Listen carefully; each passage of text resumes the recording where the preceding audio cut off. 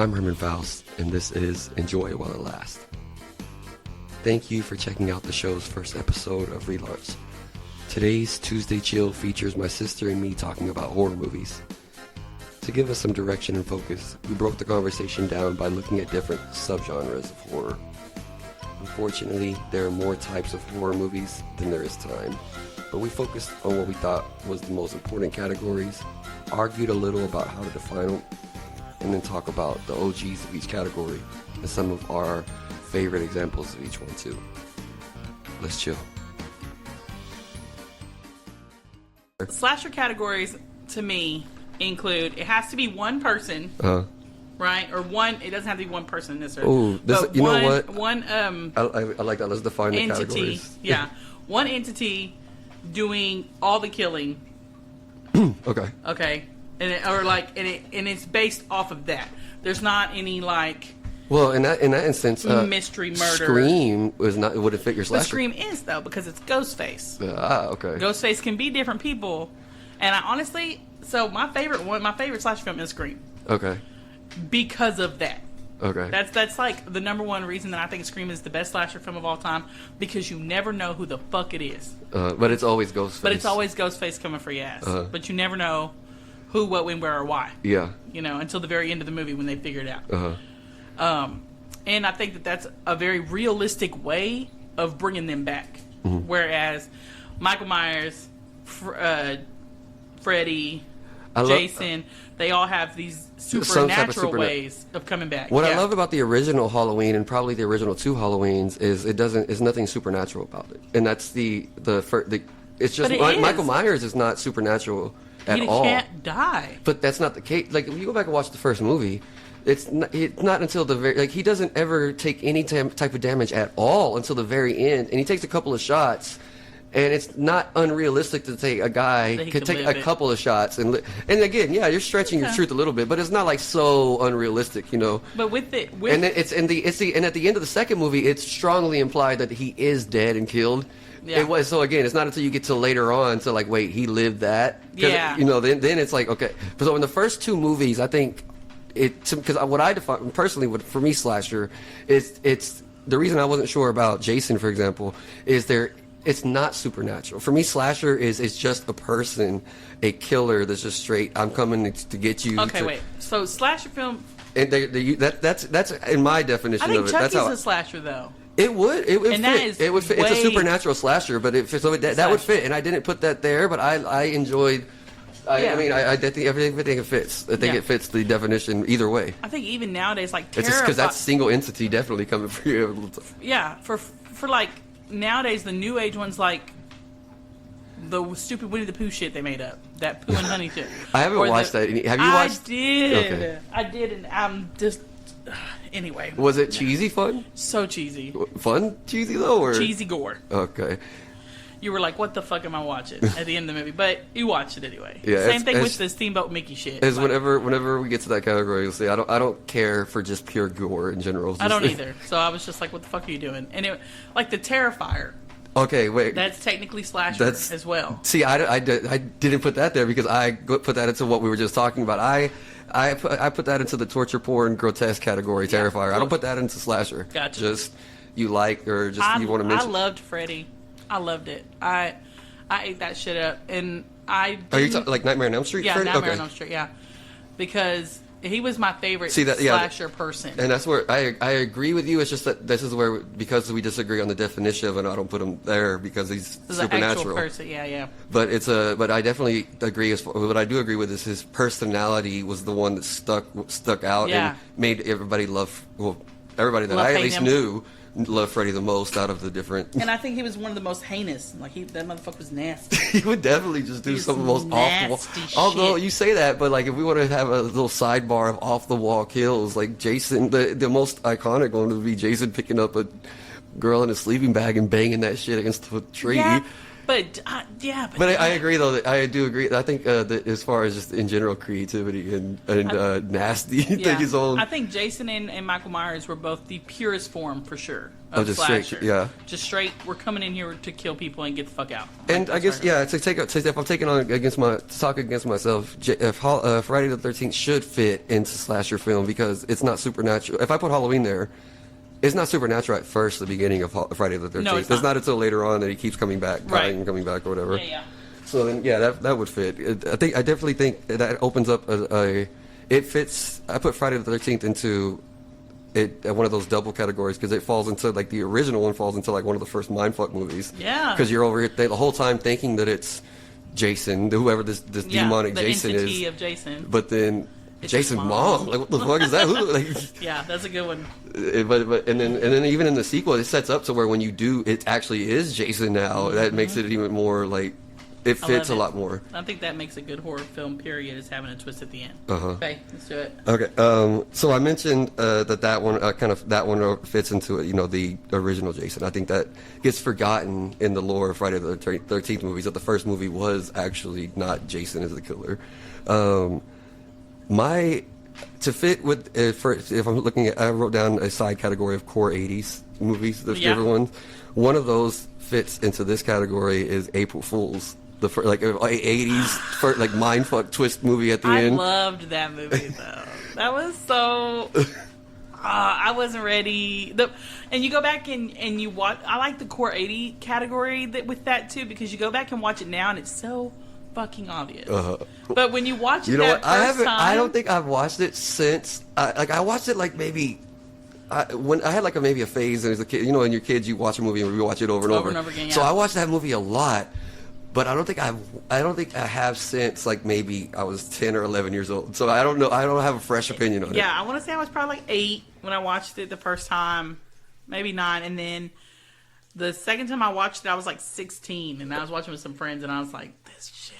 It felt like known. It feels like it's super obvious. Yeah. But at the time, even for adult audiences, the first time you watch it, seeing as you're not, it is set up like it feels very scary. Mm-hmm. Like I remember feeling, at least as a kid watching it. Again, maybe if I watch it now, I might feel differently. But I felt that it felt like there's. Like I guess that they did the scary well is what I mean. Yes. It felt like a good scary movie up until the reveal. Yeah. Of everything's fine. Yeah, it's all bullshit. I love it, and it's titled April Fools too. But it's a funny way to like. But again, you think the twist is going to be like, oh, who the killer is? That's the twist. Mm-hmm. That's so they did a great job setting you up, and then really getting it. Yeah. Another one I like that for me. Okay, it's hard because there's like I wrote down 4 more movies here that fit the twist at the end, and I don't know how to differentiate. Like they all are very different, but except for the mindfuck.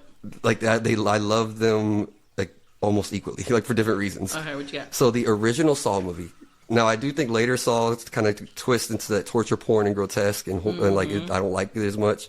But the original Saw movie, the first time when that man sits up and you realize he's not a dead man that shot himself in the head, right? But he's the fucking, and you remember the opening scene of the key falling past the dude, and that moment where it all just clicks that first time, and it's just like that's like one of the most I don't know the most like satisfying like moments of why I feel like I've had like just that when he gets up and you just take that breath of like it all just fit. I will admit that I've only seen 2 Saw movies. I've seen the first one. And I think it was 5. And I think that's it. But the first one got me. It was good. The second movie is actually very good. It has a twist, but of course nothing's going to be as. But I know the twist now. And of course, if you know it ahead of time, yeah. When you first saw Saw, did you already know what was coming though? The first Saw, no. Okay. It was great. But by the time I got around to watching the second Saw, I already knew. Mm-hmm. And then it just kind of ruined it for me. But it was still quality, and I would definitely put Saw with my gore section. Yeah. Do you think the first one even fits that? I do, just because it was new aged. If that makes any sense. Like it was kind of setting the bar for gore. If that makes any sense. Watching a person saw themselves off. Yeah, that's a different kind of fear. You having to do this shit to yourself. That's true. Yeah. And the fact that It showed a lot of it, I guess. A lot of it, yeah. And it wasn't just in any of the Saw movies. It was like you're gonna fuck yourself up in some kind of way. Yeah, it definitely got kept, and it just progressively just tried to top itself. It got worse and worse. Behind the eyeball and shit. Like, no, get the fuck out of here. Like, I've seen all those memes and shit, or the TikToks where they're like, "You have 30 seconds to do this, or you're gonna die." And he's like, "You know what? I'm just gonna die. Kill me." And he's like, "What? No, wait." You know, yeah. I'm talking it out. I love that. Another one for me that in the four that I have. All right, this one I guess I'll put this one at lower. I guess I can't. It's not quite true because this movie Old Boy, the original movie, I believe it's Korean. It starts with a man is kidnapped and held into like a room for, I want to say like a decade, over a decade maybe. Okay. And he's like given food, and but he's monitored, and he can't ever get out of this room. Okay. And then one day he's just kind of let free, and he has no idea who got him, who picked him. He has no idea, nothing was going on. What the fuck? It sets off a chain of events to where first he's finding out who kidnapped me. His whole life becomes obsessed. I don't know. He had a daughter at some point, but he. Obviously has missed. She's an adult now, or at least how long have you been in this room type shit. Yeah. And it just keeps kind of building from there. Because then the guy, when he finds the guy, what feels like somewhat fairly early in the movie, but then you're like, what he asks him is like, which you're not asking the right question of, not why did I kidnap you, why did I let you free? That part. Why do I what do I have in store for you now? And then there's so much like. I don't even know. All right, do you want to give a full spoiler to all movies that we're talking about here? So the movie you're talking about, I've never seen.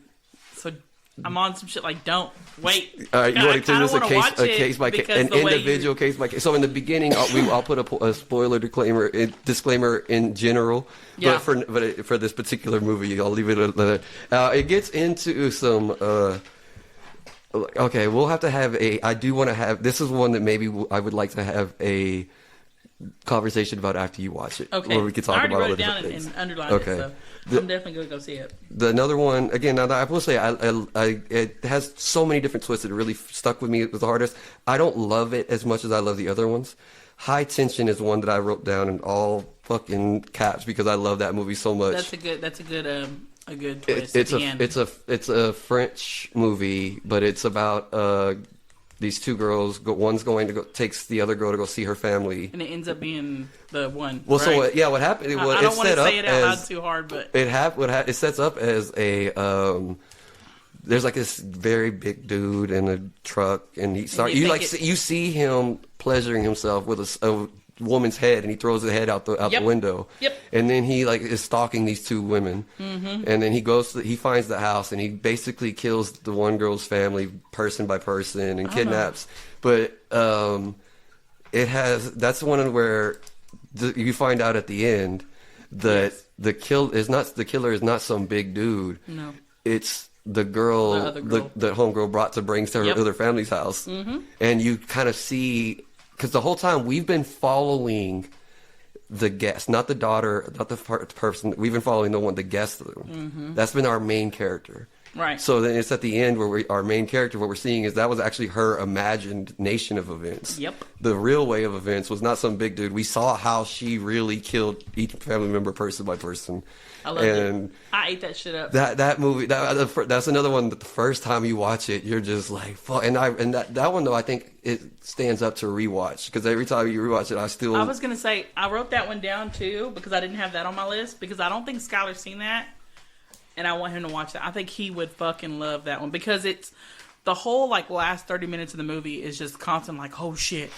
And then 5 minutes, you're like, "Oh shit!" It's like climax to super climax. Yeah, just keep over and over again, and you're just getting mind fucked. That's at the end, you definitely are having that deep breath, whew. That was good. That was good shit.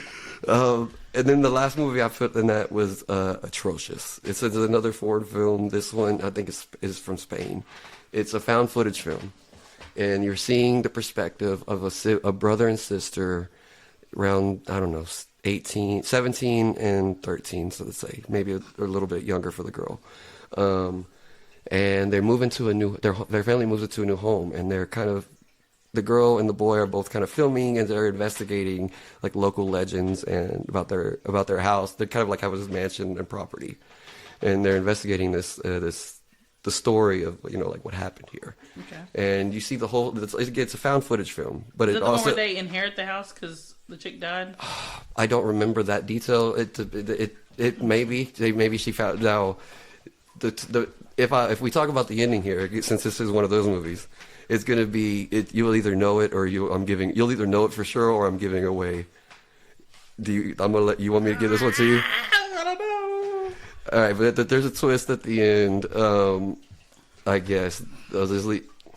I get no. Since we're talking to this episode, I think we got to go full blown spoilers or something. Yeah, I'll save you the one. Yeah, save me one. All right, but on this one though, I gotta just like you find like, so all the things that they were investigating as hauntings or different odd things they were finding. It was like different shit that their mom had done. Yes. Okay. Their mom basically had like some type of like split personality or whatever.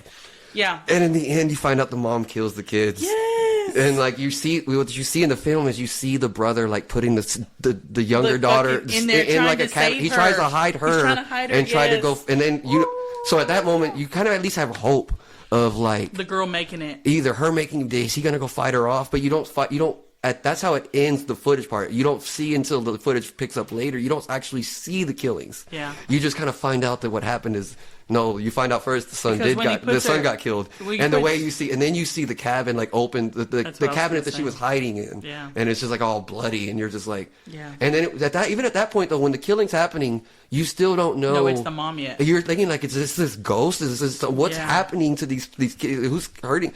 And then, because the footage at the end, you see like the mom, that it's the mom basically that did it, and it's just like the mom. I got goosebumps again. I always tell that was so good. I always tell Brenda like I fuck with her about that one because I always tell her like that she's scared of like the boogeyman, scared of things. But I'm like you're gonna be scared. You're the boogeyman. You're the devil. You're the one. Scary one. And then she's like, no, stop! You're making me scared of myself. And so that movie, I'm like, see, the mom's the killer. See, you're gonna fucking kill us all. You made her watch that? Well, we watched it together. Oh yeah, that was before. Like that was our first time watching it both. Like so, it's not like either one of us knew what was gonna happen. Yeah. Yeah, but that's one that I definitely put as the. Those are my, I guess, 4 means. Yeah. Do you have any to add to that category? Yeah, man. Okay. So my mindfuck movies are 2 different ones. Have you seen Creep? No, but I know the Jake Gyllenhaal movie, right? No. Okay. I was not in it. No. I thought he was the reporter. That's not. Maybe that's a different movie. That's Nightwalker, maybe, or Night something. What's Creep? Which one's Creep? You talking about Nightcrawler? Yes. No, okay. Then not that one. Which one's Creep?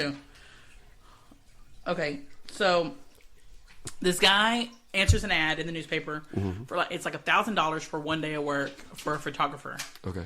And he goes out and he meets this dude up at the address or whatever, talks to him on the phone, gives him the address, and meets the dude out there.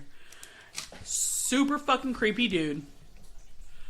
Immediately starts giving you like awkward, weird ass things, and he's like, "Okay, I'm paying you $1,000 for the day. I have cancer and I'm dying, and I really just need you to like follow me around in my day-to-day life, and I'm gonna make this movie for my kid because my wife's pregnant, so that when I die, he has like a video of me." Type shit. In the movie, I don't want to give too much out of it, but it just gets progressively creepier and creepier. Like he has to watch this dude. I haven't seen the movie, but I do think I know where this is going. I believe. Yeah. So the dude, they watch him like take a bath with his pretend fake son. And then they go out to the woods, and the dude's like jetting off in the woods and shit, and the photographer's trying to keep up with them. And then they have like this little moment that the guy is like orchestrating, and then they end up going back to the creepy dude's house that they met at, and he's like, just have a drink with me, whatever. And then the dude's like, okay, man, I've had a great time. I'm gonna take off. And the creep's like, no, you gotta stay the night here. You've been drinking. I don't want you driving. Life is short type shit. And the dude passes out, the creep dude passes out, and his phone rings, and the dude answers his phone, and he's like, hey, who's this? She's like, oh, where's my brother at? And he's like, oh, he's sleeping. And she's like, who is this? And he's like, oh, I'm so-and-so. I'm a photographer. I'm doing this thing for his cancer video. And she's like, get the fuck out now. And, like, the whole thing, like, breaks apart. Like, that's the immediate first mind fuck. She's like, my brother is sick. He's demented. He's off his meds. Get the fuck out. None of that shit he told you is real. He doesn't have fucking cancer. He doesn't even have a fucking wife or a child. Like, run. Anyway, dude finally fucking gets his keys and dips the fuck out, right? And takes off. Okay. That should have been the end of the movie. Nah. Dude's at his house now. Oh, at shit. his own house. And he starts getting these packages that's like videotapes and letters like, hey man, I miss you and I really enjoy our friendship and I didn't want to scare you off. I didn't mean to scare you off and I just, I sent you a locket with our pictures in it. I sent you like, he opens this box. It's like really light. It has a knife in it, a tape that says "Watch Me," and like this wolf mask thing that it's like a standard creepy wolf mask. And then the next day he wakes up and he gets another video and it's like of him sleeping himself in his own house by himself. So dude's been in his house watching him and taping him and shit. It gets worse and worse and worse. I'm not going to get all into it, but it's like constant, like, real fear, mindfuck. You don't see the next move coming. But you know this motherfucker's out to get you. And bad guy wins. I'll put it at the end of there. And he, like, the end of the movie is this motherfucker putting out another ad to get a new person. Like, dude, serial killer in it. Yeah. And there was a Creep 2. Okay. There's a Creep 1, a Creep 2, and there's a show that's been made about it now called The Creep Tapes. Holy shit. And I've only seen Creep 1 because that shit, it chilled me out a little bit. Yeah. I was like, I don't know if I want to watch this shit. It gives me the heebie-jeebies. I wrote down right now that can't believe I didn't mention this as it doesn't stand, I don't know how it fits against the other ones that I have, but I loved, I think this will also slide into, because it's kind of a twist movie, but then it might slide into our next category of just like possession type movies, the Babadook. Oh my god, that's definitely possession, I think. Now that one in the end, Ghosty. basically they tie it into like your own. It's like your mental health is the possession. It's a possession. Now I take that for what it is, but I love the way how scary that movie is. It was good Because even with that, it doesn't make it less scary, because even her going to feed the Babadook in the end, you see that it's just because it's not real. It lets you see just how terrifying on the edge it's real to them. you are. Yeah. And that also gives me one. So that right there is one of the creepiest movies I've ever seen, I think. And there's a very big twist at the end, and it gives me another side category I have is the noises for scary movies, and that is I think that's my top rated. Yeah. Mine's the grudge noise. The grudge noise always gets me that. Fuck that shit. Man, if I really want to like get my kids mad whenever it's like I start going. They haven't even seen the movie, but they get creeped out by the voice. The last one I had on the psychological is It Follows. Have you seen that? Oh, you know what? No, but It Follows is a trip. I know what it is. Let me ask you real quick, because doesn't it kind of fit into your slasher film? It Follows? Because it's a single entity.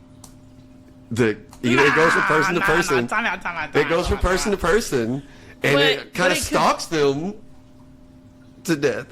I feel like It Follows fits for you like slasher. But it passes. Okay, so slashers kill different people, But you can get rid of it. and it's not you can't get rid of it for real. So you cannot become the target. Okay, so wait, what we're talking about here? It Follows is It Follows is essentially a movie about a girl who goes out and has sex with this dude, being a slut, and immediately the guy. God, slut shaming out here. She sluts it up. I'm not saying I shame her for it. It's just what But happened. it is what it is. And the dude immediately is like, I can't ever talk to you again. I have to stay away from you for the rest of our lives. And he ties her to a chair so that she can see this thing coming at her. And then shows her how to get, so that he can explain to her what's happening. And what's happening is there's a thing trying to kill you. And the only way for you not to die is to go fuck someone else. So that in turn, they are now being chased. But kicker is, once they die, it's coming back for your ass. So you better hope that there's a long chain of keep. If you wait, I know, because we're about to go down the horse section of that too. So the thing with that is, it would have to be a chain of sluts. Yeah. Not just one. It couldn't be just one hoe.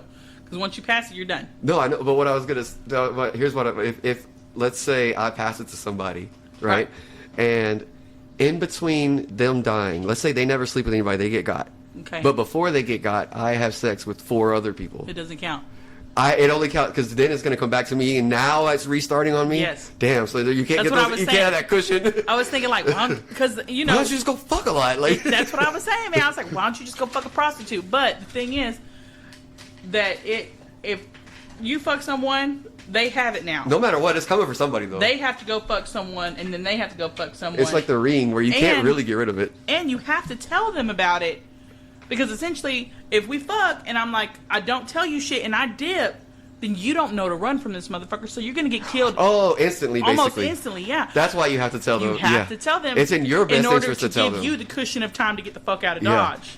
I see what you're saying. Because at first I was like, you don't have to, but you're right. There's no, you lose the benefit then. Right. And the thing is, the reason that it changes up and it doesn't feel like a slasher to me is because it can look like anyone at any time for any reason, and it's constantly coming for you like a slasher. But even if I say, okay, this is happening, I can't see it unless I'm part of the chain. So a normal person who didn't do any fucking and is not getting on the list to be killed can't see shit. Not everybody can see Freddy. Like the one, that's a sleep thing though. That's a sleep thing. And anybody can see Freddy when they're sleeping. He jumps dreams, remember? He does jump dreams. I didn't mean to sidetrack you. Your argument stands so far. Okay, but yeah, so anyway, that was just some of the most mind-fucky shit. You can still see it though, even if you're not the target no more. But if you're part of the chain, you can see it, yes. Okay. Yeah. I'm going to see it walking that way, and then all of a sudden, it starts coming this, like, oh, that person just died. That person just died. I'm fucked. But it can change. It can look like anybody. Like that bitch was sitting there on the fucking beach with her friends, but then remember? If it can look like anybody, but other people just won't see any person at all, or will they just see a nothing? Oh. So that's the only way to know. The only way to know is like other people's reactions to it, right? Or non-reactions to it, right? They're invisible to anybody not part of the chain. That's what I'm saying. So you didn't. But if it's the only reason I would know you're getting killed is like, okay, so there's this scene on the beach where they fucking take off, right? Because this thing doesn't have supernatural powers. It's just at a constant walk towards you. Yeah. So they're like, they drive like 4 hours or whatever and get to the beach. Okay, and they think they're fucking safe. It was like that reoccurring nightmare we talked about in another episode. Kinda, yeah, exactly. Well, they're all on the beach and they're sitting there talking, and old bitch is just sitting in a chair, and they're showing it from the person who's not on the chain's point of view. So I'm sitting there looking at this bitch in the chair, and she starts floating up by her hair because this thing is like pulling her up by her hair to start killing her. Oh shit! And her friends are like, "Oh my fucking god!" And they like, are like swinging chairs and shit, trying to hit this thing that's grabbing her that they can't see. Can they hit it? So they hit it. Even though it's invisible, other things can touch it. It's not like a ghost so you go through it or whatever. Correct. Okay. And then they go and they run off, and it's like this big, huge fucking dude who's like 8 feet tall coming at them. And then they get in the door and they fucking shut the door or whatever, and then it turns into like this child thing so that it can get through the hole. So not only that, it can get into like very, very small size. Like how tiny can we? It's always a person. It's always like human, at least somewhat human size. Yeah. Okay. It's always a person, but it can change any person. It changes into somebody's mom and fucks him. It's crazy. It fucks you up because the dude's like in his room and he knows he's part of the chain, but he doesn't know that the chick he fucked already died. Okay. So he's next. He doesn't know that part yet, and his mom's fucking knocking on the door like, "Hey, baby, come on down for dinner, or let me in. Let me talk to you." Motherfucker opens the door, and she pounces on him. And the way that they kill him is nuts. Because they essentially fuck them to death and suck out their soul. So every time it doesn't, like it was grabbing homegirl on the beach, it wouldn't just like try to break her neck. It would have tried to fuck her to death. It tried to fuck her to death, because if he was just like, then it's over. Then they won. That's how they get killed. It seems that they never say that, like, outright. Yeah, but it does seems fuck like them. that's what's up, that he fucks them to death and sucks their soul out or something. Damn. And then it can take on their form. So I don't know if it can be anybody or if it can only be the people that it's taken before. Either way, that's. Either way, it's fucking nuts. Okay. That's also like that just sense of doom of like you can't get truly away overcome from it. Yeah. Kind of like that. That's you get that same. Honestly though, it's maybe it's a dumb of me, but I'm turned off of movies like that, like Final Destination as well, where it seems like it's an endless cycle that you can't escape from. Because I feel like if it's an unwinnable situation, all you're doing is constantly barely defying death, and it feels. For some reason, some part of me just gets frustrated with that. Like, I don't know. I'd probably be like, kill me. Let's get it done. No, Jeepers Creepers is another one. Like, just the inevitable. Although that you could defeat in between times. But he only comes every so many fucking years or whatever. Yeah. All right. Let me see. Okay. Found footage was you kind of jumped into that one too. All right. Yeah. So I guess there's not like necessarily a 80s version of the found footage, but I will say like the core of it, the original. There's for me, it's Blair Witch Project. I think that was probably the and I first think that was the first one mainstream. that like launched it. Yeah. I do think that I wonder if there is a age of people that to them like the first real good found footage was like Paranormal Activity. Then they just need to watch Blair Witch Project. But I think Blair Witch Project Paranormal Activity was better than the Blair Witch Project. I think the thing about the Blair Witch Project one was they actually tried to sell it for so long in their marketing as it was real. Like the actors didn't come out doing interviews, and the actors they tried their best to sell it as true as story. That shit happened. Yeah. Exactly. And I think that shit worked. It sucks you in. It's like as you're watching it, and like at the moment at least. If you were watching it in the time that it actually came out, that fucking made a lot of sense, and it was creepy for sure, just because nobody had ever done it before. Now I do think that like you said, paranormal overall is that especially like with pretty much all horror movies as we talked about. You kind of separate them from talking about the original, and maybe the first and second movie. Versus like the rest of the movies that came, and 12. But like for Paranormal Activity, the first is like just gold. That is terrifying. I ate that shit. I watched Paranormal Activity by myself. That's in the living room on a bootleg computer website by myself. Nobody else was in the house. And by the time my mama got home, I was fucking scared. All right. I was scared. Yes, it's funny. I have a very similar. Like I watched it the first time I watched it. Was in my apartment alone, like and then this was the movie that once she watched it, that it ended her being able to go to the restroom at night by herself for a while. I doomed myself. I had to get up and to go with her. You're like, all right, baby, let's go piss. But the first time though, when I before she watched it, the first time when I watched it by myself, like I was like just. Pretty damn tense in those moments. Just like you hear a little every little noise you hear. Like, fuck, is it the because ghost? that's how it started. Is it the ghost? Is it here the now? Door. Yeah, you're like, what the fuck is that? What the fuck is it? The way it built so perfectly. That movie, it built its timing and it's the way it built on its tension was great because you started with very little things and then it always had a cycle of like you take a breath during the daytime, they're gonna try to figure shit out, and then you hold shit's coming down to it's night. As soon as the camera turned into night vision, and then you're said, just like, here we go. 7, you were like, fuck. And then like the first time when they hit you when this like something happens during the day, and it like really just like, fuck, now we're not safe at all. Now we're never safe. And then I think the biggest in that one is whenever she gets dragged out the fucking bed. Yeah, like, that shit's nuts. And that, honestly, to me, that's one of the things that made me have the rule of we're not having cameras in the fucking house. Inside. No. Yeah. Outside, okay. Watch the perimeter, whatever. But I've always felt like that pisses them off. Like, if you do have anything and you start filming it, I feel like that they build off that fear. They'd be like, bitch, you want to see? You want to show? Like, hold on, put my cape on. You're like, quick, I don't want to see. I don't want to see it. I don't know. My found footage movie is one of my favorite scary movies of all time, and it's I have 2 of them on here. The Descent. Oh, okay. I forgot if that was found footage or not because I wrote that down in Other Creatures. Yeah. But so that movie, The Descent, it was found footage form. Yeah. Okay. They did it. There, she's videotaping the thing with her friends. And they're going in the cave and stuff. The only thing that wasn't, I know, like it had the first scene of like the woman's family dying in the car crash, and that was not. But no, after that, she has the video camera, and they go down into the cave because Oh, is that? Do you see? Maybe I'm wrong. Do you see the crash from the perspective of her, the crash that kills her family in the very beginning of the movie? I don't know. I don't think you do. So I think that, but you're saying after that point, like once it picks up years later, when they're going into the actual you're cave. okay. I guess I It's don't. been I just, a minute. I just don't remember it being. But if it is found footage, either way, I wrote it down. Like I said, I wrote it down on the list for the other one because that's a scary It's movie. a good ass movie. Yeah. Then the other one I had was As Above, So Below, and that's also one of my favorite movies. I don't know that one. You need to watch that. So give I me don't a want to ruin short it sell. to you. All right, so that's going to be one that you're hyping for me. Give me a short sell. Okay, on it, I'm gonna sell it. So, brother, sister, friends going into the catacombs in France. Okay. And they're going to find their homeboy that went missing in the catacombs. That was the last person they had it. And shit gets real fast. And they come across what they call Hell's Gate. Okay. And above Hell's Gate it says As Above, So Below.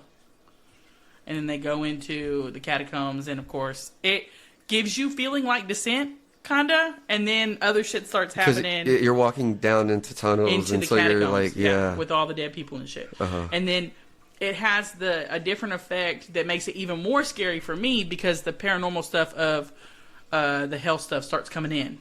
So it starts playing on their fears as they're in the catacombs. Okay. So like for one of them, the dude, like his brother died in a fiery car crash. And he like has to relive that in the catacombs while he's trying to fucking get through this and find their friend and get the fuck out because, of course, like in any other scary, cavey movie, the place they fucking came from, they can't go back that Sure. way. Yeah, you gotta find a new. Now they got to get through it. But yeah, so it's really good and I loved it, and it ends crazy. There's one that is not necessarily a horror movie, but it is one of my favorite. I think maybe my favorite found footage movie is The Cloverfield, and it's a monster movie. I know And it's I think it's one of the. It was kind of scary the first time I saw it. So it doesn't quite fit into horror and anything like that, but it Maybe is like a alien-ish too. So it's something. Extraterrestrial. But I wanted to give at least. I don't want to talk too deep in it because it doesn't fit all the way. But I wanted to give it a shout out as that. And another one I don't want to have too much about, but like just kind of a mention on this category was VHS. Have you seen that? I have seen VHS. Where it starts with like people breaking into. So the whole movie's not found footage. It starts off with like people breaking into a home of a dude, and then they find the dude dead. They find the dude dead, and then he's they got a find the whole bunch of VHS. videos, Yeah. and then you start watching the videos. And the Yeah. one that stands out to me is the vampire girl one. I don't know how. I think there's like 3 or 4 little videos they watch, but that one where they like pick up a girl that like doesn't talk, and then progressively just gets weirder more and weirder and shit. more. Yeah. Yeah, And then they lose her for a second. the way she That's just the way like was she like disappears. the way she I forget. No, they don't lose her because she doesn't want to. She wants to stay with the dude. Like, Oh, okay. and then like she starts to try to like. I'm thinking It's because about when they Rick. start to hook up, they're starting to hook up, and it's like whenever she starts to go down on him, but then she starts to like her face starts like transforming a bit or whatever. And that's when he's like, like, what the fuck's happening? Or like, what are you? It ends with like, you kind of like, you see in the video stamp, you just kind of see him. You see flying away. It's implied like that she's picking him up and Taking flying his him ass up and taking off. Yeah. Yeah, I was thinking about Quarantine was the one I was thinking about when she disappears and comes through it. Hold on, wait. And that's found footage too. Quarantine, is that the... So they go in and they're in the apartment building and somebody's infected and they quarantine the whole thing down and she's got that camera in Wait, there. I thought... I have that same... is that not... Maybe... Is there 2 different versions of this movie? Is she there with the fire department? Yep. I have it as REC. R-E-C. Is that... Maybe it is Rick. And there's number 2 and they're in the airport. I haven't seen the second one, but I just it's the zombies. It turns out you find out it's like throughout the movie you find out it's like a rabies. Yeah, it's rabies. Okay. But- Maybe I'm calling it something different, but yeah. Okay. Either way though, unless there might possibly be like a updated version or whatever. All those movies kind of. But pick that creepy I ass. like that. I thought the one I wrote, our Rec. If it seems like we're talking about the same one. Yeah. The reporter goes inside. She thinks she's just following a firefighter's regular thing. Yeah, and then it ends up they In like in the hold apart- it down. I can't like get the out. way that you gradually find out the story, and it seemed very real. It seemed like a realistic zombie movie. The It way was you find out nuts. with rabies. I feel like that's how it would start for That- sure. It does seem like and out then of trying to cover everything up the whole time. if there's any possible possible zombie thing, it does seem like rabies is at least the most realistic start. Yeah, and then they shut them down so they can't get any kind of like outside the world. Yeah, that's nuts. You have any more found footage? Because I think I want. If not, Nah, okay, then I'm gonna. I think that takes us into another category of zombie itself. zombies. Okay. I don't have too much for zombies. There's a lot of zombie movies, but I don't have too much that I feel like stands out. There's so many zombie movies. I think the only But I do have a zombie few- movie that once I saw this zombie movie, I was like, that's it. They win. And it was World War Z. Once I saw that shit, I was like, unless you're injecting everybody with herpes or HIV or something like that, like, we're all going to die anyway. We're fucked. You can't win against them. Because before World War Z... What you're saying is like the zombies were like such a threat that you felt like they were can't overcome we them? weren't winning that shit. Okay. Like all the zombie movies before that, I was like, oh, if we did this, we could outlast them. Yeah. Oh, if we did this, we could get away from them. But when them motherfuckers like just jumped that wall Like, well, that was in the desert, which years and years, it was like, oh, okay, all right. For me, the only zombie movies that I have to stand out are... One of them is it's a very odd case of where I feel it kind of started the genre and I maybe did it best, is the Night of the Living Dead, the very original one. And I love that movie. I think cheesy as shit, but it was so good. I don't. I mean, obviously the effects are very cheesy, but I don't feel like the movie overall the was effects, cheesy. that's what I'm Like, talking about, and I love the way it throws you into the world. No, it doesn't like give you a big setup. It throws you right in with these siblings or they're visiting. Get fucking attacked. Yeah, and then actually I don't now. I think it's been so long. I don't remember if the very opening is a couple or siblings, but either way. I think it was a couple. But then you go into the house and you just see how these random people just meet, and you're just thrown into shit. Mm-hmm. And I love seeing it felt like also very honest about the people's emotions of how people would be. Yeah. And I also it felt so realistic, and it was the first film maybe to me that also that I had seen at least that where in the end it's not like you get your heroes success, right? Because in the end, obviously, there's no survival. Like even the one that didn't make it, and the dude who you kind of rooted for the most throughout the movie survives, but he survives at night. But then in the morning, he gets mistaken. Start all over again. Well, if you, I don't know if you remember the they ending. shoot him at the end. Yeah, They gets think exactly he's a fucking zombie. exactly. Yeah. So even that, like, so there's no. Fucked up. But and then it tries to give you it gives you the overall hope of like, well, maybe humanity's got the situation contained or not. But each person you followed, you saw them just die one by one. Died grotesquely. But it didn't ever feel throughout the movie. It never felt like it was inevitable that was going to happen. Right. Like some movies, like the movies we were talking about time. earlier, you felt like, okay, well, no, there's no ending that's good for you. You're going to Right. die. But in this one, you felt like, okay, maybe he's going to get through. Maybe they'll make it. Maybe. But it just kept on, and again, it set a lot of the rules for zombies. But I also just feel like it set the tone. It balances the tone very well of just like actual, like the way it does it makes it very creepy. It doesn't try to go over the top action, which maybe it was just limited because of the time, but Right. because of that, it focused a lot more on the creepy and emotional fear aspect of it. Yeah. The other zombie movie I have is 28 Days Later. I think that one, I love that movie because it makes it, to me, that it captures a little bit of what you're describing in the sense of making them feel like a threat.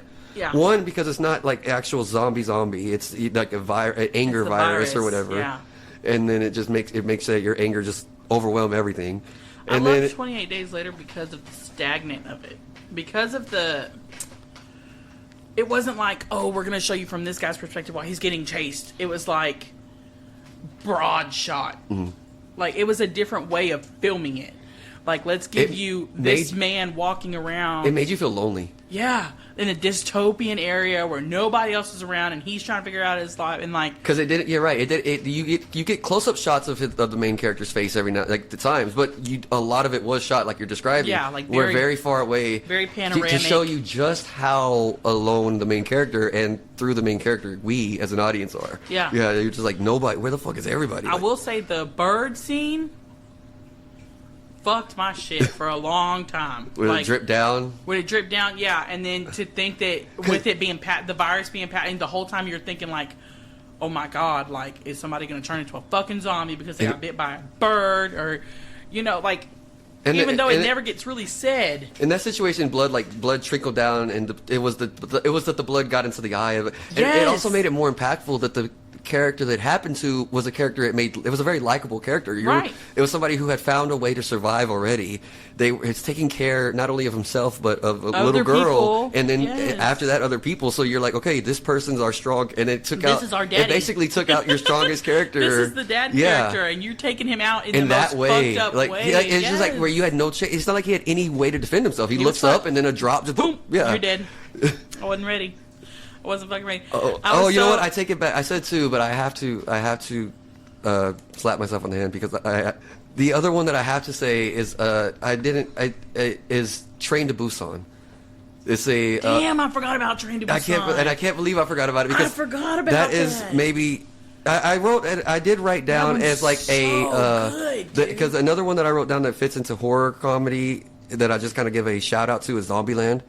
But I love it, but it's also more comedy anyway. But Train to Busan, though, is a legit great. It has the right amount of, to me, tension, fear, a couple of laughs mixed in throughout every night. Just like, and not absurd laughs, but like just fits with the characters. The only reason they made us laugh in that movie was just to fucking scare us all over. And then it balanced out the perfect of like hit you with a light moment just to let you catch your breath, and then bam, shit. And it also gives you badass moments with characters like take on like fighting actually, or the self-sacrifices that get made and shit. Yeah, so and it builds up, else. And then it hits you at the end with the most heartbreaking gut punch of ending. That was such a fucked off movie, y'all. But it does it, and to me though, it's I say that, but I love it because as much it was like the most. Without feeling hopeless, the biggest gut punch, because the fact that he's the main character father ends up having to sacrifice himself. Sorry, I'm trying to save y'all. Go watch Train to Busan if you haven't seen that one. I would put that on don't ruin it. Don't ruin it. That was a really good fucking movie. It definitely makes it's one of the movies that I've legit cried at. Like I was crying. Top 5. Yeah, for sure. So I can't believe I didn't initially write it down. But after that, I think I think. There's tons of zombie stuff, but not a lot that stands out besides the ones that we just talked about. That was good, man. True. Okay, so for Aliens, I feel like we got a couple like Alien. I mean, that's the Alien. Yeah, and I feel like it fits with the core '80s one. And I think that one is not just like a sci-fi monster movie. I think that one is the first Alien. That's a horror movie. Like if you watch, like it's like you're claustrophobic, trapped in space with this unknown entity that keeps morphing and changing, and it has that weird mindfuck at the end too, with the stomach thing. Yeah, you just never know like what the. Well, actually, no. Wait, you talk about the bursting out of the stomach. Yeah. That's in the middle of the movie. Is that in the middle? Because that's when it first gets born, and then it starts growing into the giant. So like that's the first kill you see. Yeah. That's what it is because it really you keep waiting. You know something's coming, but you don't ever expect the first kill to be bursting out from the inside. Of course, it gets after a while, it becomes so cliche and people know about it. But when it first happens, you're like, "Whoa, what the hell?" Alien versus Predator. But then even just that, but besides that one moment, I think the rest of the movie is still just a creepy. We haven't shown that movie to our kids because I believe we've shown them Predator and I think that halfway fits here. It's more of an action movie, not really horror movie. But I wouldn't put Predator in the same category with Alien. But I know they did the crossover and stuff, but I would definitely say Alien is way more scary. Yeah, the Alien franchise is more of a horror franchise. Yeah. Predator is more of an action. Anything with boy like half naked in the woods that can take it out. Like I think you're good. I put it here because it fits Aliens and Twist. Is Signs. It has some creepy moments to it. It's not super. I like the movie a lot. I don't think it's really that scary. I think Signs was scary the first time you see it. I definitely. You know what? I give it. I also it does fit here for if nothing else. It fits here for the first time. The first time that you're watching, and you're in the scene with you're seeing through Joaquin Phoenix's eyes, and you're watching the news, and then you're seeing a clip, and you see that alien walk by and look at you, and that first moment, the birthday party, it's a kid's birthday party, and you look, it's just all for some reason like that. Just it hits. It's universal. It seems like everybody like that moment. It's fucking scary, dude. Yeah, so for that moment alone, it fits at least a little bit for horror. The other one I like that I think it went from had moments of being it has some of the scariest moments for me is Nope, and I think there's so many movies in that Nope that have stuck with me, and that to me has given me the two scenes in particular that like haunt me, I guess, is of course the chimpanzee scene, Yep. the going crazy and just the Losing idea, because I tend to put myself in the position of when you see after you've seen it happen, as he's already attacked one, and the one actor that kind of like is just stuck on stage, and then he like kind of takes a step and he gets the the chimps notice him, and he's like, there's no, you cannot run. You can't run. You can't, I'm not gonna fight you. So he's like tries his best to just like talk to him the way that has worked in the past. Yeah. But like and then so that scene obviously sticks with me and is terrifying. I like Nope because of how realistic reaction that shit is. To just be like, nope, that's me, dude. That's like, nope. I don't think, like, if something creepy fucking happens and I know I can't fix this, I can't do nothing about this, and I need to get the fuck out of Dodge.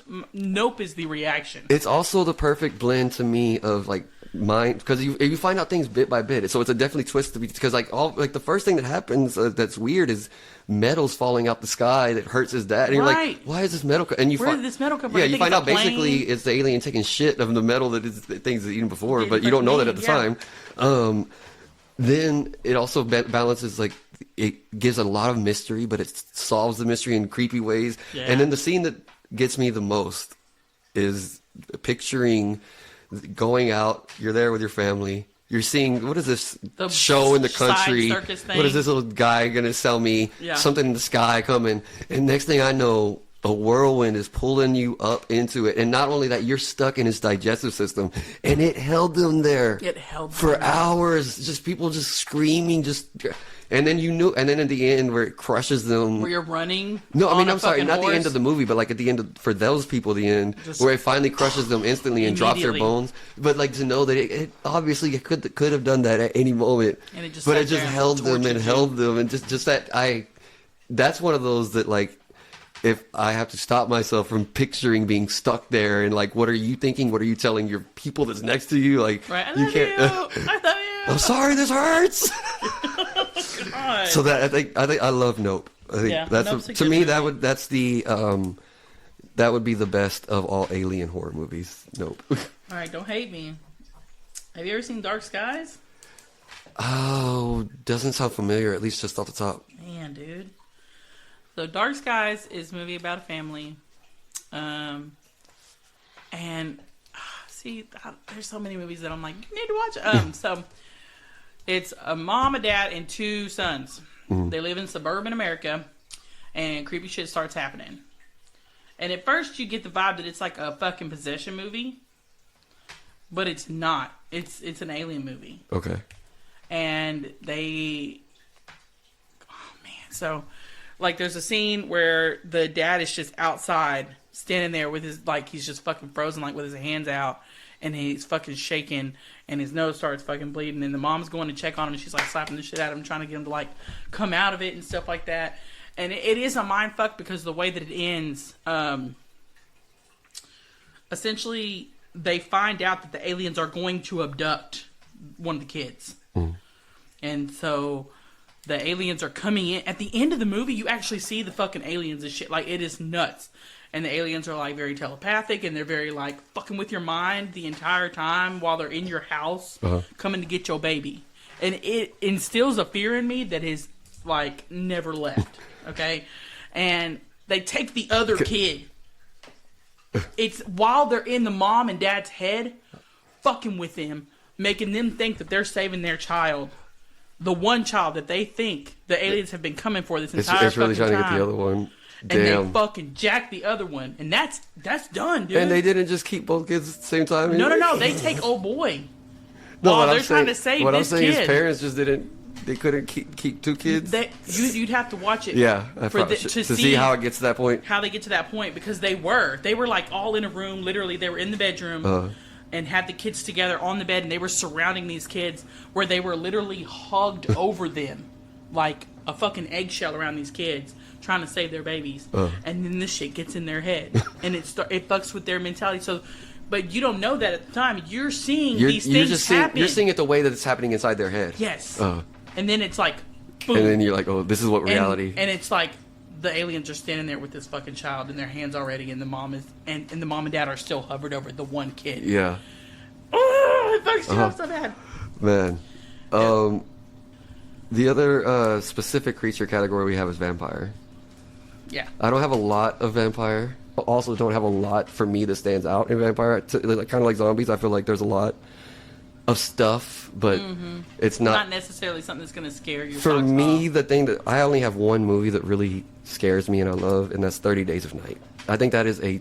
Is that vampires? Yes, because they come into the little town in Alaska, but and it doesn't come up for because the sun doesn't. It's going to be dark for over a month, and they just start massacring the town, and it makes it like like the way you see how they cut them off, how they do cut them off from society, slow, like the rest, any possible escape routes at first, and then you're seeing it from the perspective of like just the dude and his family and like a couple people that like it felt very realistic of if vampires existed, they would, and they weren't necessarily like magical. They just were stronger. They're creatures, let's say. Yeah. That's what they are. It felt like okay, they would fuck up a town and kill them this way, and it would just they could just slaughter the hell out of everybody. And they were realistic enough, like they were at least vulnerable enough to make it have enough realism to make it scary for me. Yeah. The vampire movie that I wrote down on here was From Dusk Till Dawn. Okay, you know what? I didn't think about it. It wasn't scary. It had some scary. It had some scary. Honestly, the beginning of it, psychopath scary. Yeah. Like fucking. Yeah. These dudes are nuts. When they fucking. It's very realistic scary early. Are you talking about Quentin? Yeah, the brothers, both of them. Yeah. Like just the way they make Quentin to be a fucking pedo and all this other kind of shit. It is scary, but. I'm talking about vampire. Once you get into the vampire, it becomes a lot more fun and action. Yeah. But even then, I think it has at least hints of scary enough. But it fits. I think it was just cool that the way that they pulled it off, because you get in there and Salma Hayek is doing this fucking sexy ass dance with the snake, and every dude that's ever seen this movie is like, "Fuck yeah!" Right? I think every person that's ever seen that movie knows Selma like Foyne. That's fine, but that's like the most ever. If you could think of like the single screenshot of a movie that what most people would fantasize about, it's gonna be that. But then she turns around and she's this ugly, nasty behemoth chick, and then I'll always love the one. No, the dude that had the fucking dick gun. That like as he's because isn't he the first one? Isn't he shoots her right away? Is that not like and as soon as she has the reveal, dead, like his gun pops up and then just. It's a trip, man. And then it becomes like that. That made it, like I said, very fun. But I think it fits for horror though, and I definitely like that movie a lot. I didn't think about it. And then I just like the very end of the movie where they pull out and you see all the trucks and as a shit kid, that was part of my like dramatic play in my imagination as a kid because I would always fantasize of like having to battle your way down the tombs of like against the vampires, like going all the way down to the core. And I always thought that was so fucking cool. And the sequels of those movies are actually they fit. The sequels of the movies, none of them are great, but they definitely fit the first one. I think Dusk Till Dawn Part 2 and 3. Yeah. I think I like all of them pretty much same. So then for other creatures, there's not like any specific. There's just like other creatures. As far as like the series, it fit like a long running series. I loved Leprechaun. I forget about Leprechaun. Leprechaun is a comedy horror too, though. Yeah, you're right. Good. It's both, but I think that it's good. The fucking Leprechaun Back to the Hood tripped me out, and I loved it. That was probably my favorite one, even over the first one. I liked Back to the Hood. Because that shit was so funny, so slapstick racist and funny. Like it really was. Yeah. And fucking got mad about that dude eating that fucking. I don't remember what it was, chicken or I always something remember out of the fucking fridge, and I lost it. The thing that stands out to me the most, for some reason, that movie is him taking the ring off the dude's. Yeah. That was finger the way he bit it, like took the finger off and then bit it off. Yeah. And I forget that Jennifer Aniston was even in that fucking. Yeah, movie. And the first one again is it fit. I like that. It was. I don't think that that one necessarily. Like I think the series stayed pretty good throughout. Like I guess same level of good. I mean throughout. Like none of them was ever great. Even the first one wasn't super great, but it's all fun and it's all like another like. I put that one on the same, and not just because they're short, but I put them on the same level as like. There was a thing to it, like so there was Child's Play that was kind of scary, right? It actually was meant to be a thriller. Yeah. But then by the time you got to like Bride of Chucky, and see the chick. Like It's it was just so outrageous, funny. yeah. It's just fucking funny, dude. I put it in another creature, but because I don't know that we have a specific ghost category, but I just want another similar type field is 13 Ghosts. Give that a shout out. Where'd I put it? You put it somewhere? I put it somewhere. I put it on my Thriller. Okay. On my Thriller, I put it on there. Okay, that fit. I like that movie. Yeah. I don't really necessarily have a ton to say. I just always would love a series. I loved that and I would love 13 They're doing episode series. They're doing it. Okay, then That's the through the grapevine, but like I'm very hopeful, and I think there's enough people that it's true. I think they are. then doing it. I'm 100% on board with that. Like that's I think it's gonna be great. I would love to see that how every ghost kind of like. I want them to do that the long episodes like they did the feat. I think we in the past episode we might have brought this up with the feature on the DVD. Yeah. That they had there. And then the last one I have for this one is a movie that I actually is become like kind of a tradition for us to watch is Trick or Treat. Sam. Respect the Halloween traditions. Like he comes out as long as you respect traditions for Halloween, you're good. But then I love the way that people were killed in different ways, whether it's ghosts or different monsters, like little monsters. But it's all tied into whether or not you follow the rules of Halloween. Yeah. I love that. I love Trick or Treat. So for me, the last category that we have is like either demon, devil / movies. The OG of this category would be The Exorcist. I still think that movie was scary. That was the first movie I think that actually, as a kid, I think that was the first time I felt a little bit scared of a movie. Like actually felt scared. Like, oh, this movie kept me like a little awake for a couple days. The Exorcist definitely scared the shit out of me. But by the time I saw it, I was already so desensitized from other fucked off shit that I was fine. But for its time, I think it definitely set the bar. And the ending not being old boy dying, just trying to save her life, like it definitely trips you out. And then to know the lore behind it and all the fucked up shit that went on into making the movie. I think that's what because I watched the movie. Maybe I watched the. I could have been. I watched the movie at a younger age than you watched the movie too. You definitely. But did, also, sure. that added to it. I don't know if you knew the lore before or after you watched it, but I was told it, before going into it. So it adds to it because it's like this movie is a devil movie. Like, it was like this movie's kind of possessed itself. People died. Yeah, that's why this is real. It almost made me feel like there's a 1% chance if I watch this movie, I'm gonna get possessed. I'm opening myself up a little bit. Oh yeah. Like it felt that way. I feel like that kind of every time I watch some demonic shit. Sometimes, like I had. Let me see. Going back, I have The Exorcism of Emily Rose. Okay. That one was a trip because the dude was acting like he was an exorcist, but he was out here scamming people. Okay. We had started talking about this. I think we mixed up movies before. The movie that I don't know unless they both have that part in common. The Exorcism of Emily Rose is the one where she's in the motherfucking barn. But the last Exorcism is the one where the dude is like has a documentary crew around filming himself. Yeah. Is that not? Are you talking? Okay. That's not the same one. Okay, so they both have in common of a dude that starts off being the priest being a fake, basically. Yeah, they do have that. This dude is like he's in the barn chasing this bitch down, and she's like 1, 2, 3, 4, 5, 6. 1, 2, 3, 4, 5, 6. Okay, I remember that preview, but I haven't watched that one. Yeah. Okay. Mm-hmm. And that one was just so scary does he shit. at the time? Is he thinking that she's faking in the movie? Is that the part, like, kind of the story? No, he comes on her and he's like, "Holy shit!" and he tries to leave. Okay. Because he's like, "This bitch real." He's like, "I ain't about and this." He tries to dip, and the daddy's like, "I'm gonna kill you if you leave and don't help my daughter." Uh-huh.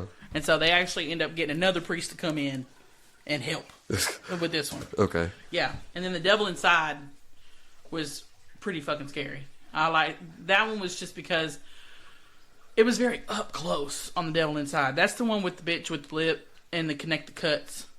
I don't think I've seen the movie because I can't. They put her in the mom's in a psych ward. Okay. Because of all the people she killed and she's been possessed. Okay. And nobody believes that she's actually possessed.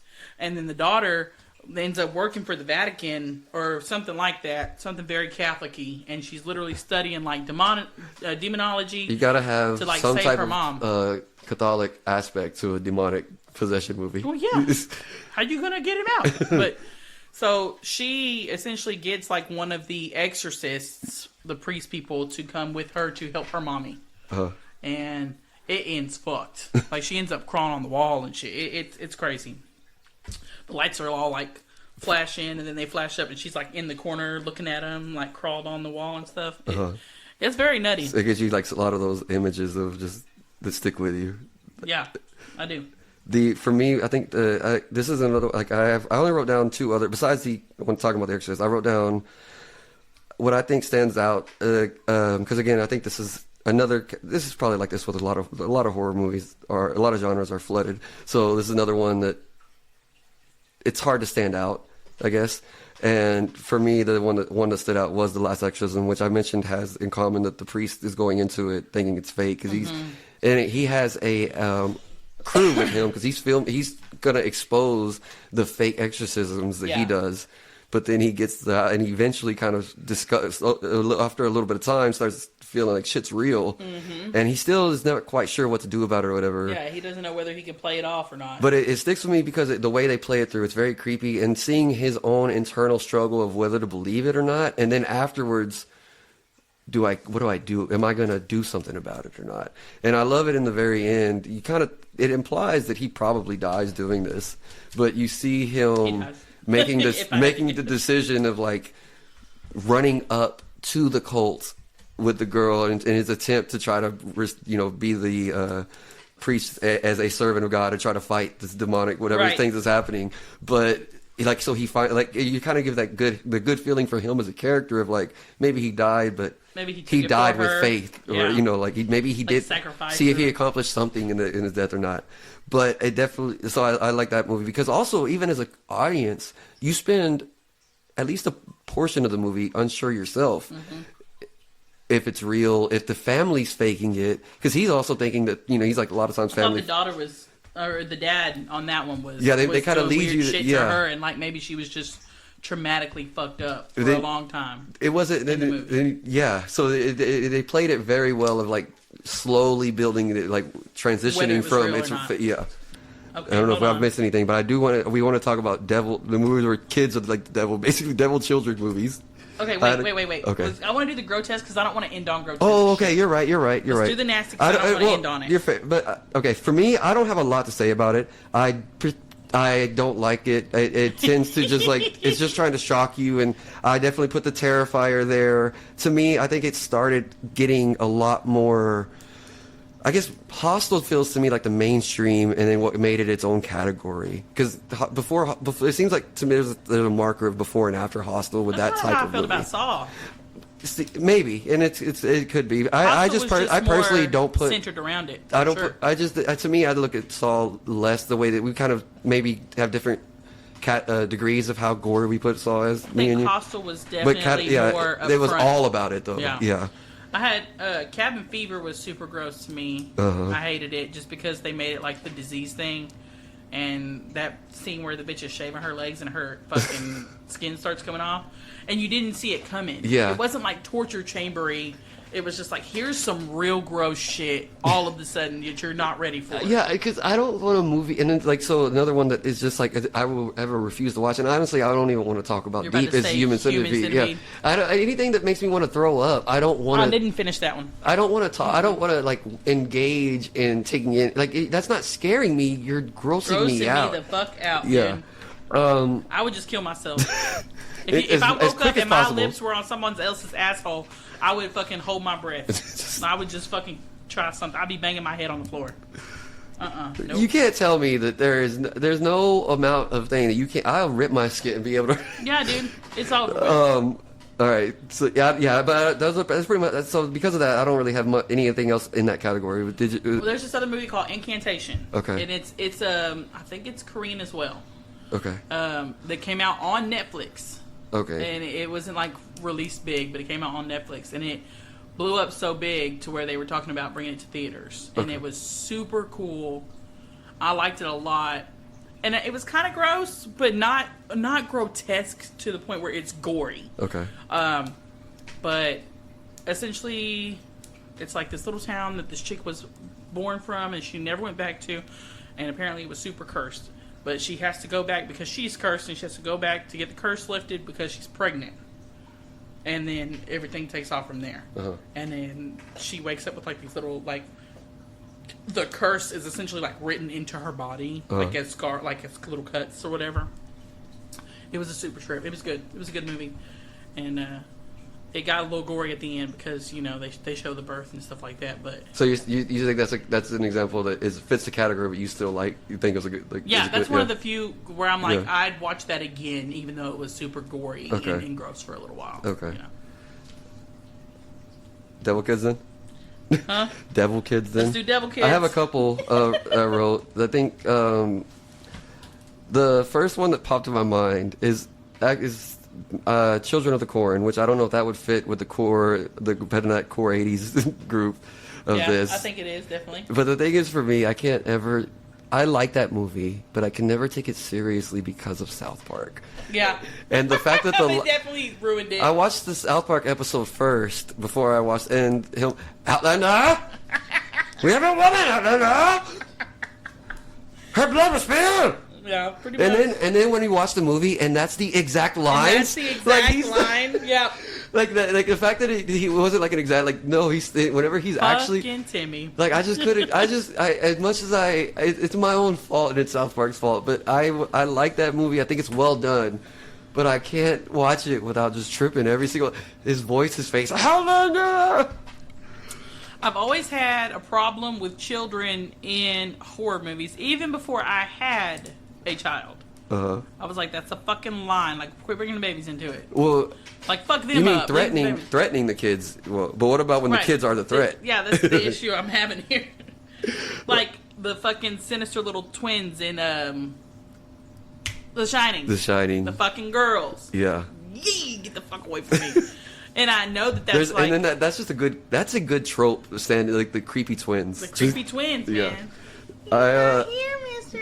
No. 1, 2, like Yeah, that's the jumping rope kids yeah. and shit from Freddy's. And Yeah. for some reason, it is specific to Freddy, but for some reason, I generalize that to Yeah, any that's scary thing. still fucking scary kids, man. A realistic one of like a psychotic kid that I liked a lot is when I was it was The Good Son, the Macaulay Culkin. Oh my god! movie. We were talking about this the other day at work too. I don't remember how it worked, but that little shit. Oh, sorry, Lord. I was at work and I was doing a kid's hair, and the other kid was acting like that, and I was like, That's The Good Son. The Good Son. Well, no, that's the thing. He didn't act like that outwardly, though. That's the thing. No. It was, and it made you so believable and creepy. The fact that because you're from the perspective of the mom. other kid. Oh, the other kid. Yeah, You're yeah. like you're from his perspective. I was looking at the mom the whole time. because you Eat that fucker. Because from her, and you see he's able to be so psycho as a kid Yeah. that in front of his mom he plays the good, like He that's why it's plays called that that. Like off, he's dude. she never suspected. You find out later in the movie he killed his first sibling. Mm-hmm. You never suspected that. She, at least as a mom, he never made her have a reason to suspect that. But then of course, as you see all the things he does throughout the movie from the other kids. That's the one that ends up with the cliff, right? Yes, and the ending is so good where she's she's holding on To both of to them. her son and who's this little psychopath, and then the kid who's and she's holding on to the kid who she's now like fostering, and she's losing her grip on one, so that she has to like Pick one. pick one to save. And in the I remember as a kid always being like, why did just hurry up, let him go. Why are you not choosing Like a good at kid? least I could at least understand the hesitation as an adult of like that's your kid that's like Yeah, for not- sure. You always want to have that, I could save him ass fucking Yeah. mentality, but fuck that kid. And then the last one I have to write is actually it's like from the '60s, The Village of the Damned. It's a movie starts off with everybody in the town like There's a passes Children out. of the Damned, isn't it? There's a sequel, and then there's also a like '80s or a '90s remake of both. Yeah. I think most of the, there's not a ton of movies from the 50s or 60s that I would say, oh, go watch it, it holds up. But in horror, there's a couple, like I've mentioned before about The Night of the Living Dead, and this is one that I think holds up. I don't think I've seen the original, but I have seen the remake. The whole of The town Village falls of the Damned. asleep. All of a sudden, women are pregnant, and then all the kids born like the same time, all have some kind of like telekinesis with each other. Yeah, and they can all And they talk to can. each other. And they start taking shit like over and that doing movie was fucked so up shit. creepy about the way, and then trying to figure out how do you stop this force of kids that can read your mind. And I like the scenes at the end where he's trying to make a mental wall, and they're trying to break down his wall. I like that movie a lot, but. The last one I had was it was under my classics section too. Actually, it was Psycho. I Okay. love Psycho. I always have. I thought it was the best day ever when we were in our college class, and she said, "We got 2 movies we can pick from," and it was Birds and Psycho. And I was like, "If we fucking watch Birds, I'm not coming back to this fucking class." And we picked Psycho, and it was amazing because you didn't see the shit coming. If you've never seen it before, because when I watched it, I was probably like 10, and I watched it at my nana's house. Okay, then and yeah, I was you like, would. "This shit is wild," you know? Yeah. And it was black and white, and I was like, "He's murking her shit," not knowing that it's chocolate syrup going down the fucking drain and stuff. Like, it did such a good job. And it had, to go back to another thing, it has one of the sounds like. Yeah, that's one of those the shower iconic scene. sounds in horror that you have. Would you want to, since Netflix show, give a shout out to the House of Haunting Hill? It's was like a good. 1-season show. They gave me one of this, like, the show itself was like, it's not like something I love, but I liked it. It's like a decent show. But the part of it, the aspect of the show that is one of my favorite things from any horror show or movie was the broken neck lady. And finding out, like, the girl that being scared, she'd always have nightmares of seeing the broken neck lady. She'd, see her next to her bed or haunt. She's always just standing there with her neck like that. And I've never seen that. then That's nuts. you see it, and it comes. You see it happen as a kid. You see it happen, and you see her as a little bit older. You see all the different. You see it happen to her several times in her life, being haunted by the broken neck lady. Okay. And then come find out, like, part of it, she ends up hanging herself. And when she falls, She breaks her neck. and she sees herself in all That's the those last moments. image. In all those moments, she's the broken neck lady looking back at herself all those different times. You're tearing up. I am, like, that's shit. Okay, House of Haunting Hill. Hold on. like that right there, like that, because the way the scene does, like, you see her, like, she's in her, like, delusion, and she's, like, getting the noose ready and everything. Oh my god. It's not like shut up. she's That's like scary. she's No. like kind of like in a dreamlike state as she's doing it, and she doesn't come to realization until, like, as she's she takes the step, and then And then it's she real. sees herself. And then, so, like, she realizes she falls and she's breaking her neck. And then that's when it reminds me of, where it's like it snaps, and then it's like she falls into herself as a 20-year-old, what she saw. Then she falls into the self of the 10-year-old. And yeah, it's so awesome. I love that. That scene, to me, makes it worth watching the show, even after I've spoiled it. Okay. Kids and end on comedy, or comedy and end on Let's kids? do kids and end on comedy. All right.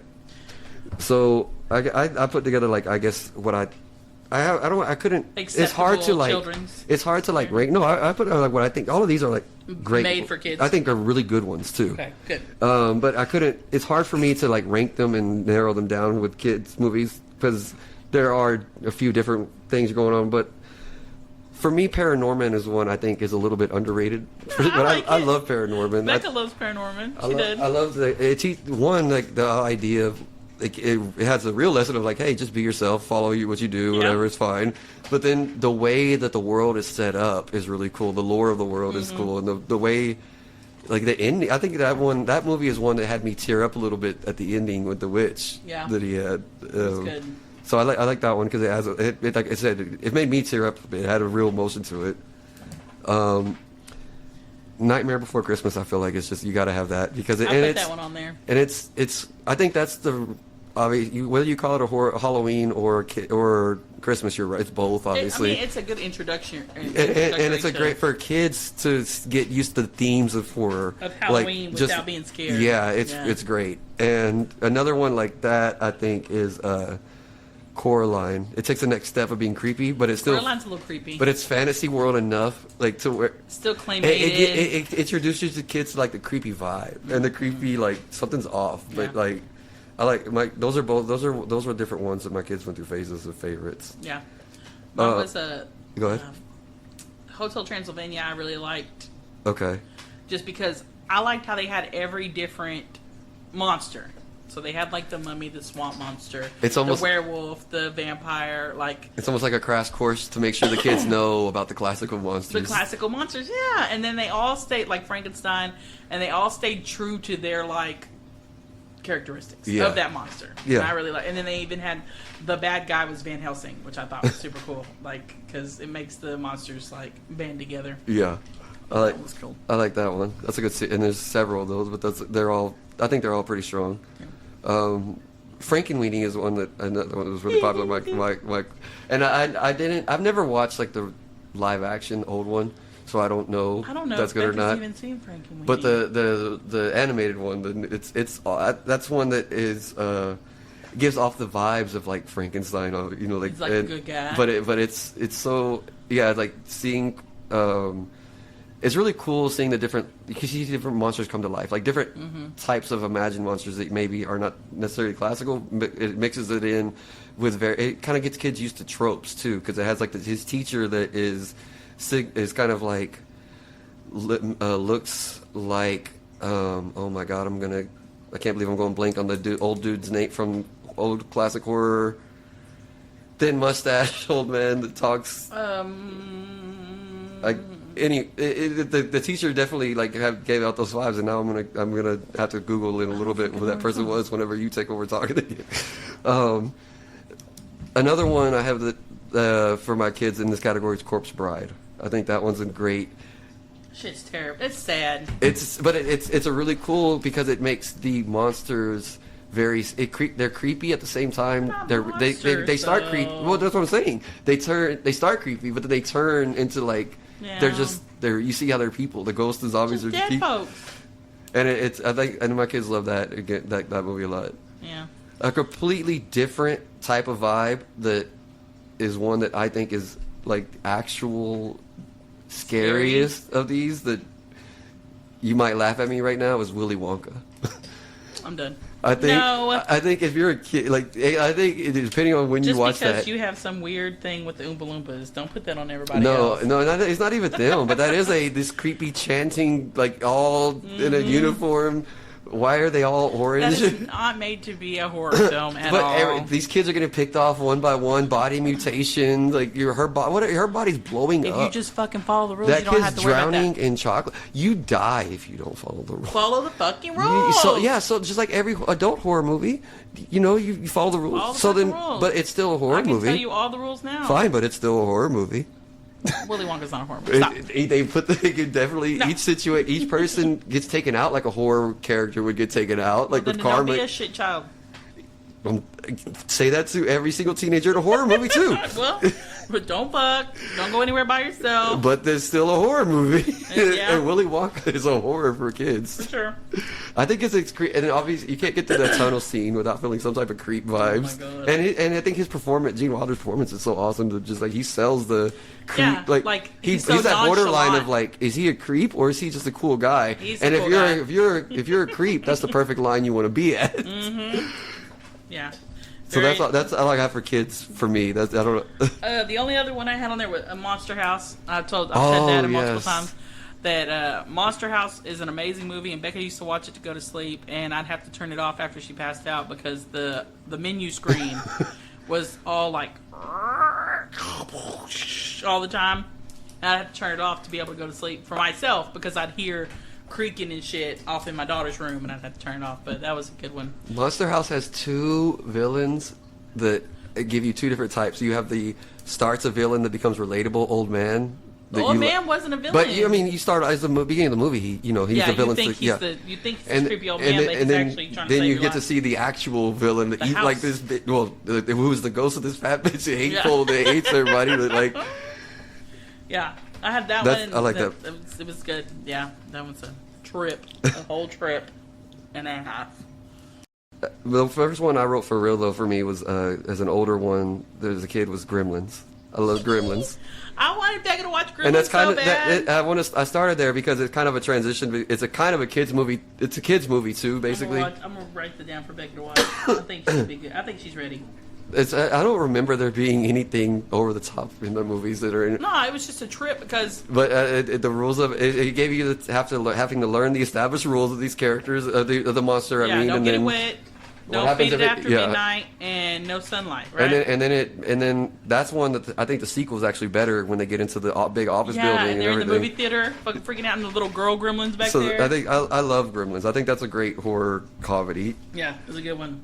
Um, There's a movie called Bodies, Bodies, Bodies. okay. I don't know if you've ever heard of it. It's what's his name's in there? Oh, dumbass dude, Pete. Pete Davidson. Okay. And Okay, I haven't seen it, but I've seen the picture of it, but I haven't watched the yeah, movie. and it's very thrillery. Okay. Like some people start dying, they're trying to figure out who's killing everybody and stuff like that. People start dropping, and they are like going live, and they're on the phones and shit, like all this other kind of crazy shit. But it's really good. I don't want to give away the spoiler, but it's funny too. It's hilarious because they start making all these jokes and trying to figure it out. The other, we talked about Zombieland. I do think that that's a very well done comedy horror action movie. I like Zombieland. I think it doesn't have, that's one that is complete comedy side, not really any of the horror, but it's just horror themed, I guess. But I think that's just such a well done action movie. The Menu is a newer one that I think is a really good, that psychological, creepy, something's off. But I think it's a really good, like, kind of. That's the one where it's funny because the characters are so absurd. The situation seems so surreal and so absurd too. That's where the bitch stands up and she's like, "I have a problem with your food." Like, yeah, she's like shit. Yeah, basically. Yeah. Okay. But throughout, just leading up to the entire movie, though, I thought it fit together really well. The pacing of it was awesome, and learning, like I said, the characters, each one individually is outrageous, and they're like this old washed up star, the guy who is so like basically obsessed with food, the guy, it's just so many, and then the rich couple that they all have a reason of why they're there, that they're getting punished basically. And that's why he was like, "Why are you here?" Because she was like the only one that wasn't supposed to be there. You find out later on that basically she was a escort that the guy who brought her hired because the other person backed out that was supposed to go. I like that, but I like that one a lot. My favorite for comedy horror movies that I love this movie, and I recommend this movie to everybody if they haven't watched it, is Cabin in the Woods. To me, that's top. Man, it's Cabin top, in the Woods is so good, and it's top notch humor throughout. And the pothead knows the truth. And it's funny, that's part of it. He's like the one that sees through the entire movie. He's like, y'all are acting fucking weird. And it does a great job of playing into the tropes of like, okay, well, there's a dumb jock, but like, he's not an he's not an actual dumb jock. He's the smart one. And it's cool the way they have to you see behind the scenes that they're being manipulated they've been drugged over time, when they or put the different ways, gas coming through the air vents and shit. To make the person who's like, I forget what, like studying like some type of engineer, like you're a rocket engineer still, like what are you? I will never fucking forget the scene where my boy Chris Hemsworth ran into an invisible fucking wall. I loved it though because he went out like a G. Nobody saw it coming. I did not at all. Nobody saw that coming, man. I didn't think it was gonna work. I thought something's gonna go wrong, right? Obviously, I thought that like the dude was gonna. We're not at the point in the movie where like, okay, he's gonna get out and things are good, but.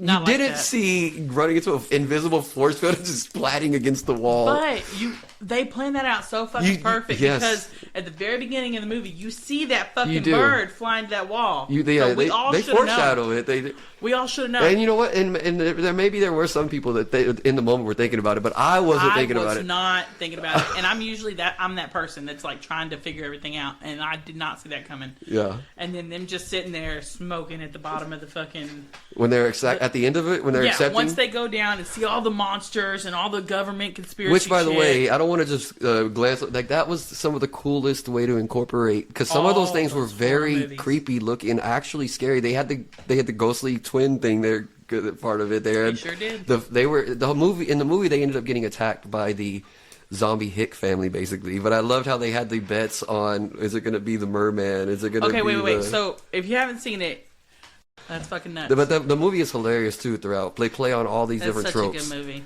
That's my favorite comedy horror movie. You got any you have a favorite? It's a toss-up, and I shouldn't be like that, but it's between Scary Movie 2, which I fucking love, because they play off of The House of Haunted Hill, and not The House of Haunted Hill. Yeah. House of Haunted Hill and The Exorcist, and anyway, all those. They play off of... I don't even know which one of the scary movies I like better, for one or two. I love them both. The slasher and the ghost. Two better. I like two better. Okay. They introduced a lot of better characters than one. One was good, but it was good. And then the other one was Haunted House. Man, I really like the Haunted House too. Just for essentially when they come in, because that one's based off Paranormal Activity. The haunted and they're house. making fun of that one. Oh, okay, I guess I didn't realize. Is that Damon or Yeah. Marlon Wayans is in that, right? Mm-hmm. Is any of the other Wayans in that one too? Well, they help make it, but no, they're not in it. Okay, But I haven't. yeah. I haven't. You know, I haven't even seen that movie. You should watch that Okay. movie. It's so good. It's so fucking good because it's paranormal activity, and that's it. They just make fun of the whole paranormal activity. It's so fucking good. And they Cedric the Entertainer is the priest that comes in, and I forget old dude that comes in and they're trying to do a Mandingo party. It's a whole thing, dude. It's so funny. And he invites his like thug cousin over there to help him get rid of the ghosts or something like that. And she's like, "You gotta make it mad." And he's like, "I don't give a fuck, Keisha." Oh my god, it's so funny. There's two of them. There's one and two. But both one is gold, two is but one is gold. so they definitely got you locked down with all the base. Your top comedy horrors. Either way, is coming from the Wayans. Either way, it's coming from the Wayans. That's why I'm so fucking hyped for number 6. I actually am too. I love like I didn't think about it when I was making the list. It's one of those things, you know, you can't think about everything at once, I guess. But Yeah. I should have. I didn't write it down, but I should have written Scary Movie down because I loved Scary Movie 1 and 2. 1 and 2 were great. Yeah. 3 was I hated 4 and 5. That pissed me off, and the only reason I'm willing to watch 6 is Because it seems like everybody the Wayans brothers are coming original back. back on board. So yeah, yeah. But yeah, number 2 was I liked it the most probably just because of the way they incorporated the ghosts into it. Yeah. Since this didn't come up natural, I got 2 more sounds of horror movies. Yeah.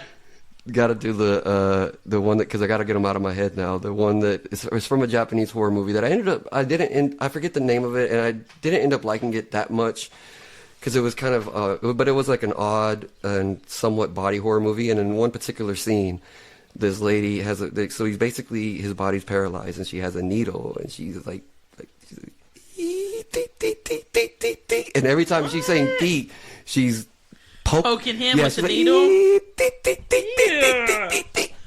And I hear that sometimes. Sometimes I'll just be like, and it can't help. And it gets to like a point where she's like, that gets to his like eye, you know, like so. You see, he obviously gets up close, so his like eyeball dilated, and his pins coming. That's It's scary. just, so that's it. Fuck that. And then just one because I have to say it every time. It always goes like, Yeah. my kids get mad at me. Sometimes I'll be like, "What's that? What's outside?" Dad. And they haven't even seen it yet. No, but they know I'm doing something like. Yeah. What the Becca- fuck is that noise? That's how Becca is with the Grudge noises. She's never seen it. there's a- She'll come in there. Just because she knows it fucks with me. Plus it's just a scary noise. Nobody wants to hear that. Yeah. Oh man! All right, you got one. You got one life to live. You only got so many Halloween seasons. Enjoy them while they last.